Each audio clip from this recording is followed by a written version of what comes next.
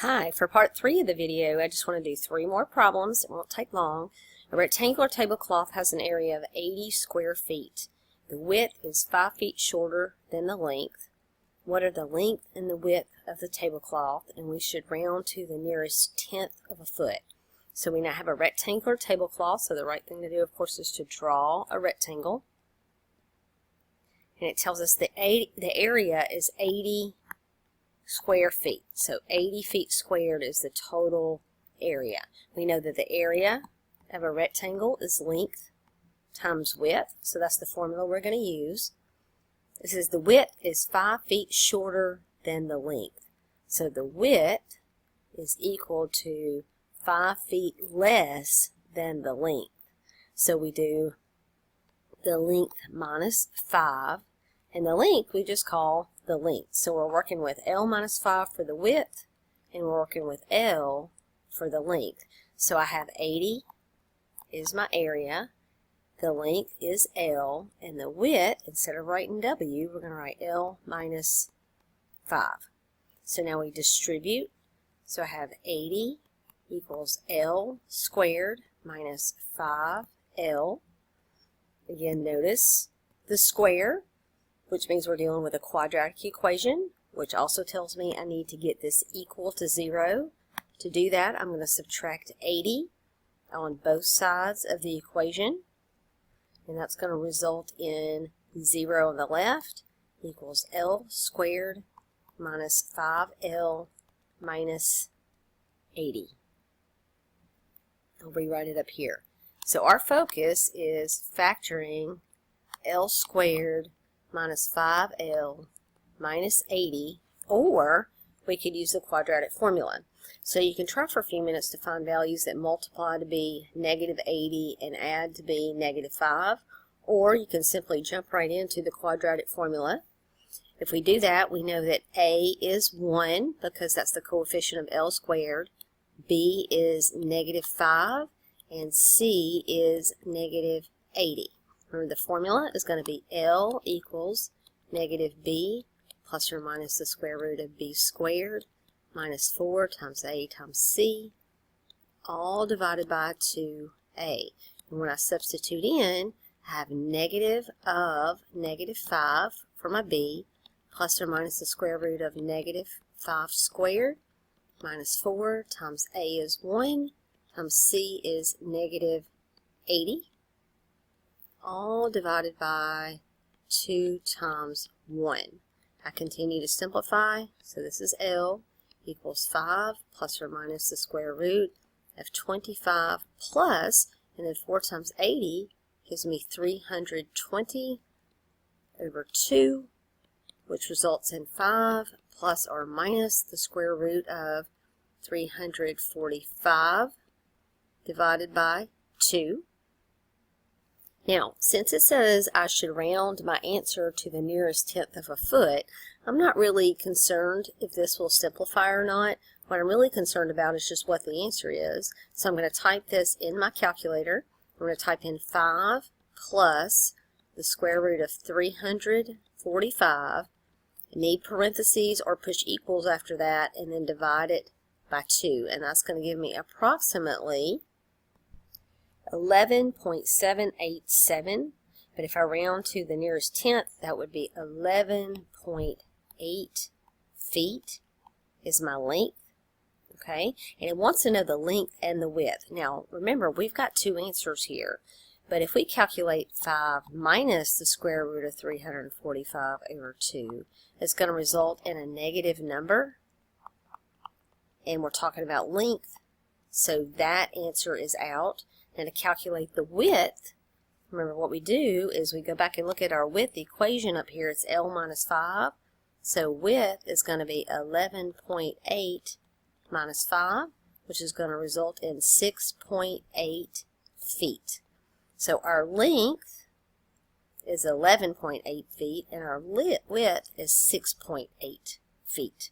And you can multiply those two together just to check yourself. 11.8 times 6.8, and that's going to give us an area of 80.24. Now, why is it not 80? Because we rounded, so we know we did it correctly.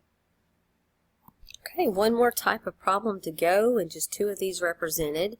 It says an arrow is shot from the ground into the air at an initial speed of 108 feet per second. It says use the formula. So notice they give us a formula. H equals negative 16t squared plus v sub 0 is the way you read that. Some people read it as v naught, but v sub 0 t to determine when the arrow will be 180 feet from the ground round the nearest tenth of a second. Okay, so let's take a look at this. So we have a formula. So h is equal to negative 16t squared, where h is the height and t is the time in seconds. Okay, now the v sub 0 that they give us is called an initial velocity. So v sub 0 is initial velocity. That's what it always represents. And our initial velocity is 108 feet per second. So I'm going to put plus 108t. So this is the formula that we want to use. So they gave us initial velocity, we plugged it in for the v sub 0, and now we're ready to use our formula.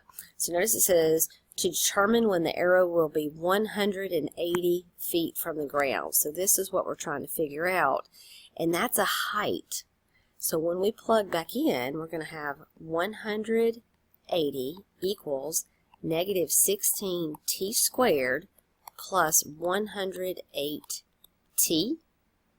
And notice again that we have a quadratic equation because it's a degree 2, which means I'm supposed to get this equal to 0. We also remember that if your square term is positive, it's easier to work with. So I'm going to add 16t squared to this side, and I'm going to subtract 108t to this side. So I have positive 16t squared minus 108t. The 180 that's already on the left is positive, so I'll put plus 180 equals 0. Okay, now it's possible that all of these values divide by 16, which would make using the quadratic formula easier, or you could say A is 16, B is negative 108, and C is 180, but I think it's worth just checking to see if 108 will divide by 16,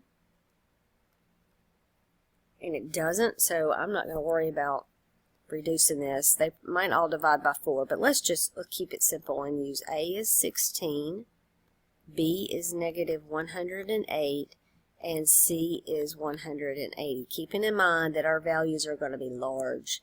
So I have T equals negative B, so negative 108, plus or minus the square root of negative 108 squared, minus 4 times A, which is 16, times C, which is 180, and that's all, the whole thing divided by 2 times 16. So my goal is just going to be to simplify this so it's easy to plug in the calculator. So now I have T equals positive 108 plus or minus the square root of. Now I'm going to calculate all of this under the square root and let you know what I get. Alright, so that's 144 divided by 2 times 16. It's going to give me 32. Now, you'll notice the square root of 144 is a perfect square, which means initially this would have factored, but that's okay. We can use the quadratic formula whenever we want to and have a quadratic. So we have 108 plus or minus the square root of 12 over 32. Again, notice the square root's gone because I evaluated the square root, and this splits up into two problems. One of them is T equals 108 plus 12 over 32. If I continue to calculate, 108 plus 12 is 120 divided by 32, and it says we can round to the nearest tenth of a second, so 120 divided by 32 gives me a result of 3.75, which would be 3.8 seconds. Alright, then the other answer is going to be T equals 108 minus 12 over 32.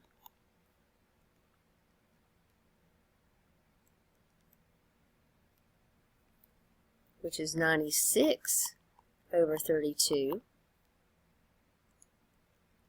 which gives us 3 seconds. Now, does it make any sense to you that you would get 2 valid answers for this? So you have 3.8 seconds as one of your answers, and 3 seconds is another answer. Well, it does if you think about it. Remember, what we're doing is we're shooting an arrow from the ground into the air. So it's going to go up, and it's going to come back down, right? So they're talking about a height of 180 feet. Here's 180 feet. So this would be the 3.8 second mark, and this would be the 3 second mark. So yes, it could happen twice. And so this would be higher than 180 feet where it turns around and starts going back down. All right, for our last problem, a man throws the ball into the air with a velocity of 96 feet per second. So that's going to be our V naught value, like in the last problem, or our V sub 0. It has the formula. Notice the formula is the same. We have height equals negative 16t squared plus V sub 0 t. And I have an initial velocity, so I have height equals negative 16t squared plus 96t. And if you ever take a physics class, this is one of the first things that you're going to learn. All right, now, it goes on to say, determine the height of the ball, determine when the height of the ball will be 48 feet. So height, this value is 48 feet. So I have 48 equals negative 16t squared plus 96t. Once again, we have a quadratic equation because of the square. So what I want to do is get this quadratic equation equal to 0 and either factor and set each factor equal to 0 or use the quadratic formula.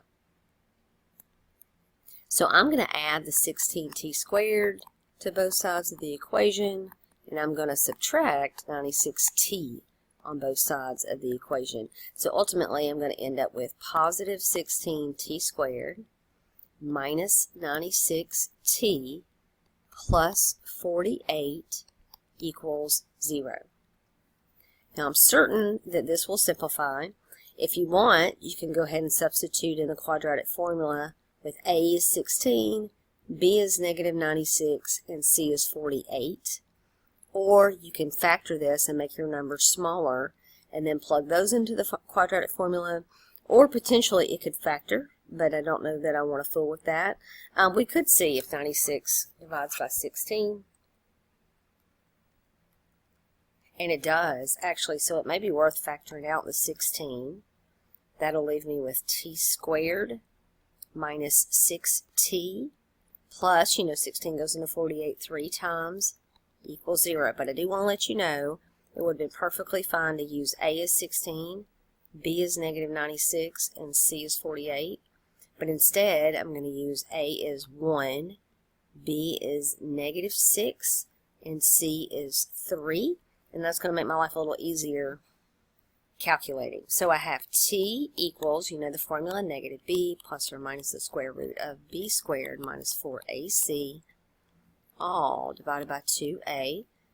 And I plug in, that's going to be negative of a negative 6 plus or minus the square root of negative 6 squared minus 4 times a times c over 2 times 1. And I simplify this into 6 plus or minus the square root of 36 minus 12 over 2, which is 6 plus or minus the square root of 36 minus 12 is going to be 24 over 2. Now this will simplify, but since it says to round to the nearest tenths of a second, I'm just plugging this in my calculator anyway. So I have 6 plus the square root of 24 over 2. And the other one is 6 minus the square root of 24 over 2. So the first time when I plug this in my calculator, I'm going to take the square root of 24.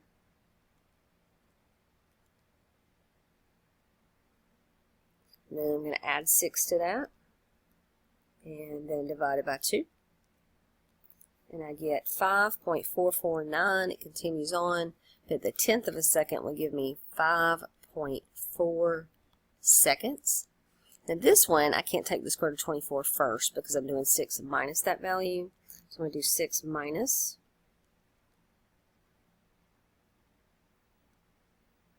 And then divide that by 2.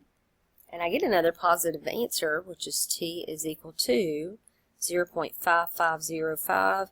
I round that to the nearest 1/10 of a second, it'd be 0.6 seconds. Notice these are both valid answers. They're positive. If you ever get negative for a time, that's not a valid answer. But we both have positive answers here. Now the question to you is, once again, does that seem reasonable that if a man throws a ball into the air with a velocity of 96 feet, that it will be at 48 feet 2 different times? So, here's your man down here. He throws up the ball, and then let's say, 48 feet is right here, and it keeps going up, and then it comes back down, and it gets to 48 feet again. So the first time is at 0.6 seconds, the next time is at 5.4 seconds, so actually it goes up a lot higher than my picture depicts because it takes a little while for it to come back down. Hope this helped you out with the word problems in quadratic applications.